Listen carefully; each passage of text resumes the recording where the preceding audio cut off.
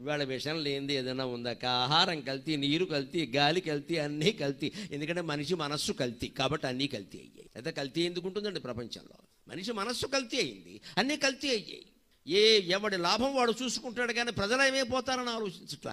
ఆయా హోటల్స్ పెట్టిన వాళ్ళు, ఆయా కంపెనీలు పెట్టిన వాళ్ళు ఆ హోటల్లో భోజనం వాడు చేయడండి. ఇంత చేస్తే బతికేది ఏముందండి? 70 ఏళ్ళు కూడా ఎవడు బతకట్లా. అందులో 35 ఏళ్ళు నిద్రలో పోయింది, ఇంకో 10 ఏళ్ళు కాలకృత్యాల్లో పోయింది, ఇంకో 10 ఏళ్ళు అకాల కృత్యాలు, అకార్యకరణాల్లో పోయింది. మనం గట్టిగా అనుభవించిన సుఖాలన్నీ నిమిషాల ప్రకారం లెక్క పెడితే 1 సంవత్సరం కూడా ఉండవమ్మా, 1 సంవత్సరం కూడా ఉండవు. ఇదే నిమిషార్థ జీవనం అంటే. దీనికోసం ఎన్ని కొంపలు కూల్చేస్తున్నాం, ఎంతమంది ఆస్తులు హరిస్తున్నాం, ఎంతమంది బలహీన వర్గాల స్థలాలు ఆక్రమిస్తున్నాం, ఎంతమందిని చిట్ ఫండ్ కంపెనీలు పెట్టి బోర్డు తిప్పేసి మోసం చేస్తున్నాం. ఇదంతా దేనికోసం ఆలోచించుకుంటే మనిషి మనస్సులో పరివర్తన వస్తుంది. ఈ జీవుడు ఆవేదనంతా ఆ పరివర్తన కోసమే, ఆ పరివర్తన కోసమే.